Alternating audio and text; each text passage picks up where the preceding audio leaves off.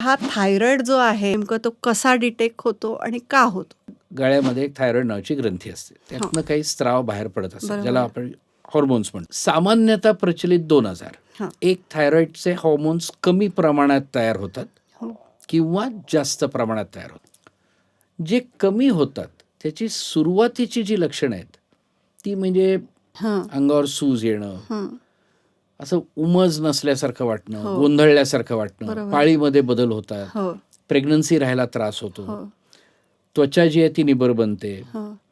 ब्लडमध्ये जर बघितलं तर कोलेस्ट्रॉल वाढतं, ब्लड प्रेशर वाढतं, अशा वेगवेगळ्या गोष्टी होतात. दुसरं जे आहे त्याच्यामध्ये थायरॉइडचं प्रमाण जर वाढलं हं. तर मग धडधड, थरथर होणं, वजन झपाट्याने कमी होणं, वारंवार जुलाब होणं, हं.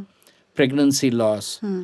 इरिटेबिलिटी, सतत असं काहीतरी गडबड होते आतमध्ये, सुचत नाही. हं. पेशंट बसलेले असताना सतत असे अँक्शस असतात. अँक्शियस असतं.